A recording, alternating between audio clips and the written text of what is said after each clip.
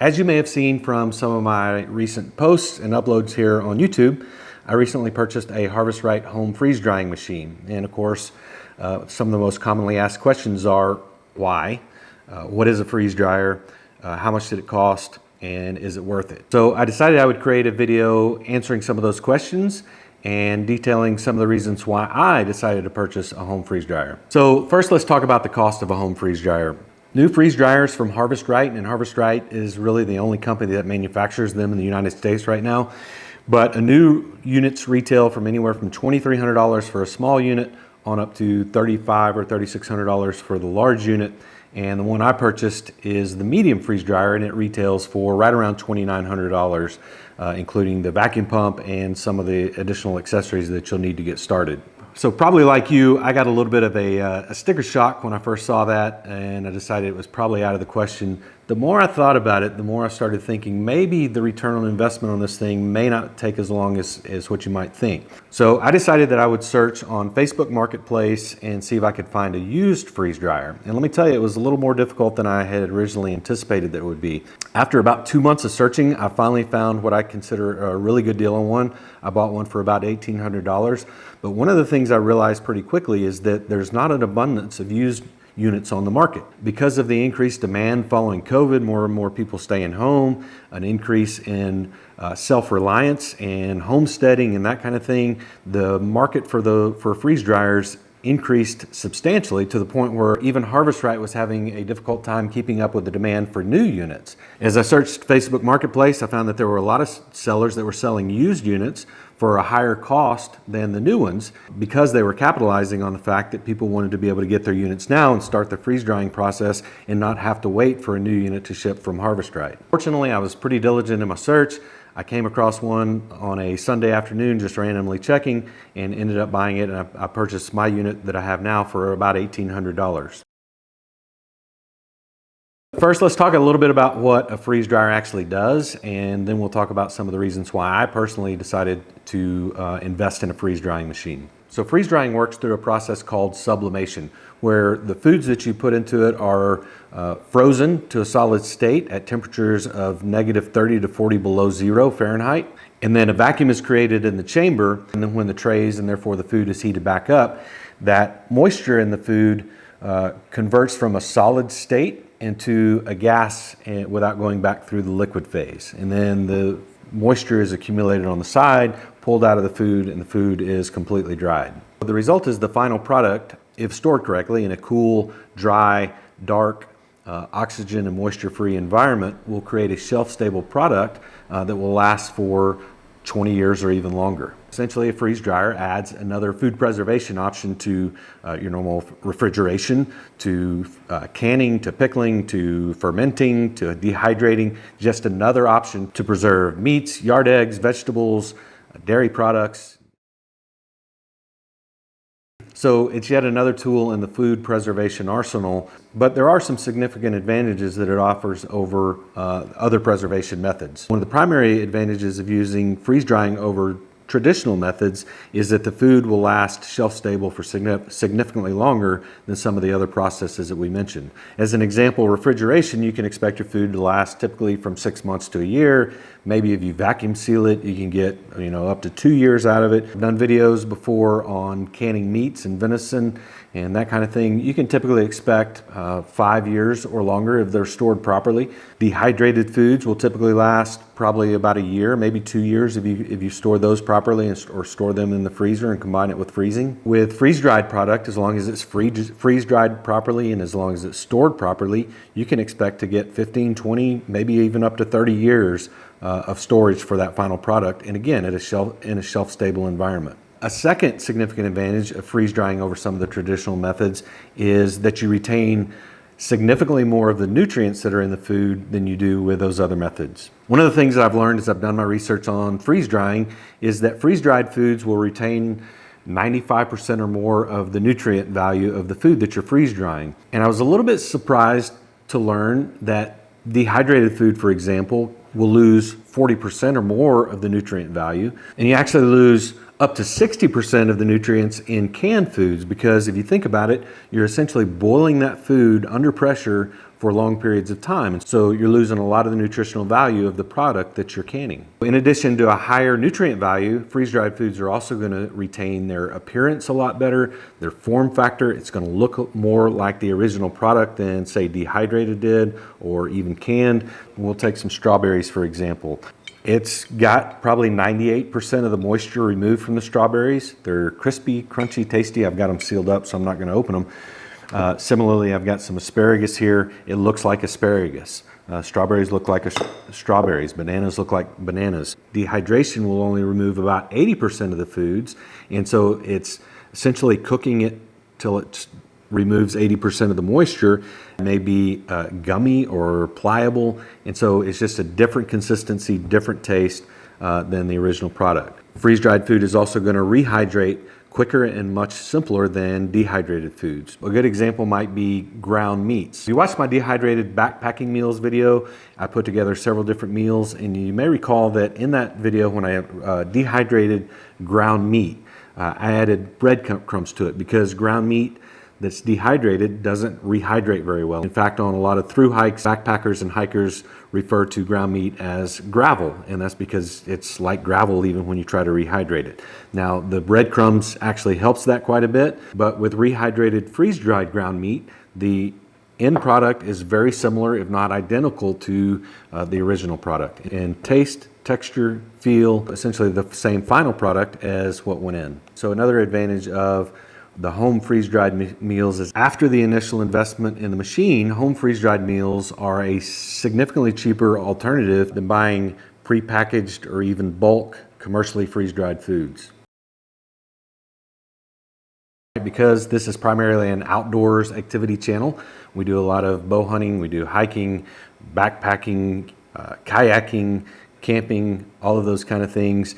A freeze dryer makes a great alternative to creating meals for those types of activities. All right, so most commercial backpacking meals, your mountain houses, your packet gourmets, your backpacker's pantry, most of those are freeze-dried products. Now, freeze-drying those meals at home can be significantly cheaper than the commercial alternatives. I believe Mountain House meals, most of their meals right now run $10, $11, I believe, maybe a little bit more. Some of the higher-end meals that you can buy that have a little bit better ingredients may run from $15. I've seen them as high as $18 for single servings of backpacker meals. Freeze drying your own meals, ingredients, allows you to create your own backpacking meals that are customizable to what you want. You can better control the ingredients that are in it, the macronutrients, the amount of the food that's in it, the size of the portions that you're taking along with you. For example, looks like most backpacking meals that I've researched from Mountain House and other places are typically around 88 grams to 130 grams. If you remember from my dehydrated backpacking foods video that I did, I typically like to try to get for one serving around 150 grams of product, with about 50 grams of that being proteins. I can control that on my own when I'm creating my own meals. So for example, I've got some spaghetti with elk meat sauce here that is 159 grams. Also, there are no unwanted additional additives or preservatives in your own meals. You have full control over the macronutrients that you're getting in your meals, along with the micronutrients that you're getting in meals. If you have specific dietary constraints, you can control that as well. So there's significant advantages to freeze drying your own meals. Now, compared to dehydrating meals, again, we talked about some of the advantages of freeze drying over dehydrating, and you can certainly put together meals with dehydrator, as I explained in a video a couple of years ago. But again, the advantages of using freeze dried over dehydrated are going to apply here. And number one, you can freeze dry entire meals, whereas with dehydrated, you typically have to do the specific ingredients and then put those ingredients together, which is not necessarily a problem, but I think you're probably going to get a little bit better taste and better combination of flavors when you freeze dry the whole meals. And then the other advantage, again, as we talked about before, is in retaining those nutrients, which of course is important when you're hiking or backpacking and need all the calories and the nutrients that you can get up on the mountain. One benefit that I found to freeze drying that I didn't necessarily consider ahead of time, but I've determined after the fact, is that you're able to create more healthy snack type foods. As an example, I freeze-dried strawberries and bananas and pineapple. I did some watermelon. I've got some corn. I've got some asparagus, cut green beans. And what I found is that if I keep those in jars, I keep them on the kitchen counter, and I'll walk by and I'll reach in and I'll grab maybe a couple of pineapples and snack on those rather than going and raiding the refrigerator and coming up with potentially less healthy snacks. As an unintended benefit of freeze dryer, I've really found that I've enjoyed snacking on these types of foods. And again, even savory type foods like green beans and asparagus make great little snacks. All right, let's have a conversation about food waste. So Americans waste more food than any other country in the world. Statistics show that Americans throw away an average of over 200 pounds of food per person, and that's a lot. I've started trying to be a little bit more aware of the food waste in our household. So I feel like our family of 5 has always done a pretty good job of eating leftovers, whether it's from food that we purchase at a restaurant, which we don't go out to eat probably as frequently as a lot of people do. But even with our home cooked meals, we try to cook here at the house. Even with that, we save our leftovers and try to eat those for lunches over the next couple of days. But we still throw out a significant amount of food. And even beyond the meals that we've prepped, if we're talking about ingredients, whether it's vegetables or fruits or milk, we find that there's a lot of food that gets pushed to the back of the refrigerator that we ultimately end up throwing away. Or typically, now that we've moved out here to what we'll call our little homestead and property, we have some chickens, so we'll feed those. We've got a garden, so we've done a little bit better job of composting. So now it's just my wife and me that are here. We still typically cook like we're cooking for a family of 4. So when we have leftovers, we'll eat it for a day or 2. And then I'm started taking those leftovers, packaging them up, putting them in the freezer. When I have extra room on a freeze dryer tray, I'll freeze dry those foods for storage. It's allowing us to make better use of the ingredients that we already have on hand and ultimately cutting down on our food waste. I'm sure you've noticed as well as I have the rising cost of food and the rising cost of fuel, whether that's due to economic and fiscal policies, fuel shortages, transportation shortages, all kind of different issues. But the reality is food costs are rising and are projected to continue to rise at least over the rest of this year and on into the next year. There are also talks of food shortages for a number of different reasons, and it seems like it's a perfect storm. There's worker shortages at various processing plants, probably seen the reports of fire and damages at a lot of processing plants. The bird flu has affected the poultry population and the production of eggs, which has caused those to increase significantly. We're seeing lower farming and crop yields due to increase of cost in fuel to both plant and to harvest the deals, to transportation costs to get it to the processing plants and to the final destination of the grocery stores. We're seeing extended droughts in the Midwest. We're seeing floods in other parts of the countries that are affecting crops and crop yields. You're also seeing a ban on exports by various countries, including China and India. And of course, you're seeing fewer exports from grain-producing countries like Ukraine and Russia for obvious reasons. So a freeze dryer has effectively allowed me to buy more food at today's prices, which in theory are going to be cheaper than tomorrow's prices, and allow me to store those cost-effectively. Another probably obvious reason for having freeze dryer and freeze dried foods is for emergency preparedness, whether that's for a short-term situation or long-term disaster. Short-term situations where there's a disaster, whether natural or man-made, which creates a disruption in various systems. In Texas, of course, we're susceptible to hurricanes, tornadoes, floods. You may recall a couple of years ago, people lost power for several days due to an ice storm. Other areas of the country may be more susceptible to something like an earthquake or floods. Obviously, in the beginning stages of the COVID pandemic, when they recommended everybody shelter in place, remember it was supposed to be 2 weeks to flatten the curve, but even for that 2-week period, there were people that probably didn't have enough food to sustain them for those 2 weeks. So I'm a big believer in having food stored for extended period of times, whether a couple of weeks, couple of months, or even longer, say for a year. But it doesn't have to be a disaster, a natural disaster, or a pandemic or anything like that. I think about a situation where maybe there's a job loss, whether voluntary or involuntary, where becomes more difficult. I would rather invest in the food now, make sure that I have enough stored away, and if I find myself in a situation where I don't have an income coming in, then I at least know that I'm going to have food stored up so that I'm not going to starve, my family's not going to starve, I'm not going to have to rely on government assistance programs just for the basic necessities of food and water. And then obviously there's the end of the world as we know it, TEOTWAWKI or SHTF, for longer term grid down situations. That could be for any number of reasons. For, let's consider terrorism, whether that's one of the things that they started talking about during the beginning stages of the Russia-Ukraine war, and I wouldn't completely rule out at this point, is cyber attacks. Or even physical attacks on various systems, whether it's a cyber attack on an electrical grid or an attack on a power plant or an oil refinery. We could get into things as war here in the United States, geopolitical type warfare, nuclear war. We could talk about EMP blasts. We could talk about solar flares. We're currently in the midst of a high inflationary period that some people are saying could border on hyperinflation. A lot of people are saying that we're entering a recessionary period. It could get even worse.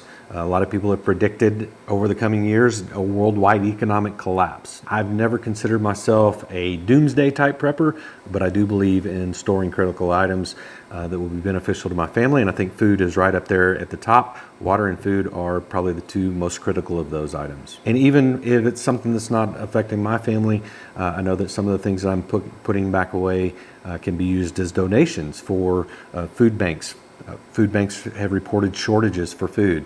So having that allows us to help not only ourselves, but also to help our neighbors, our friends, our family in situations and times of crisis as well. We have health insurance, we have dental insurance, we have life insurance, we have auto insurance, we have home insurance, all types of different insurances. And the way I figured is the money that I spent up front on the freeze dryer is essentially the insurance to make sure that my family and I have the ability to eat in any situation. We don't run out of food. We're not relying on any kind of government programs or government assistance.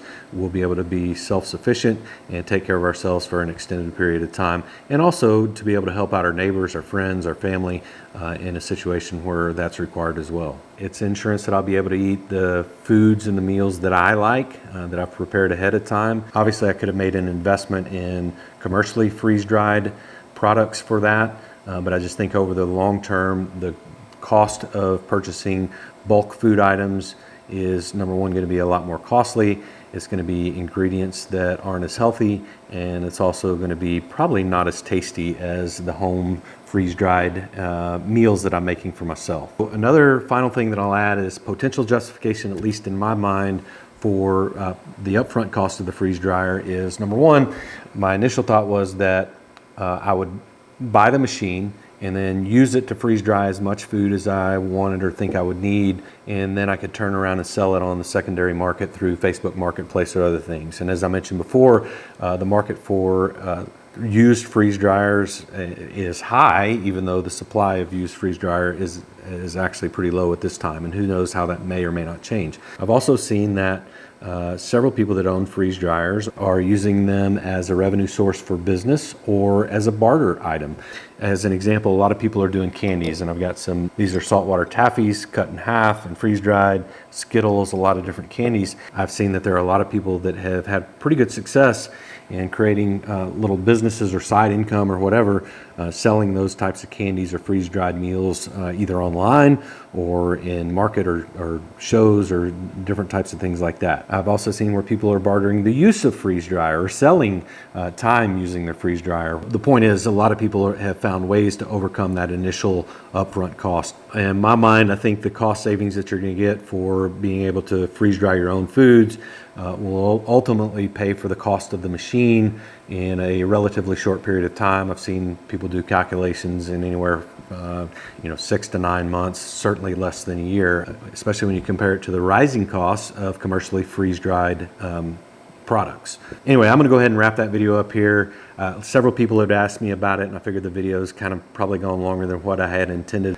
If you're still following along, I appreciate your patience with me. So I'm not going to be converting this channel to entirely dedicated to freeze drying, but I will be incorporating it along with the other things that I think are relevant to the outdoors and to the types of videos that we already create. I think the freeze dryer is going to fit right in with that. If you do have interest in purchasing a freeze dryer, I do have an affiliate link. I'll post that in both the description and one of the initial comments that I have pinned. And if you decide to purchase one based on the content of this video, let me know down in the comments below, and would appreciate if you were to use that affiliate link. All right, so I am out, and I'll look forward to seeing you on the next one.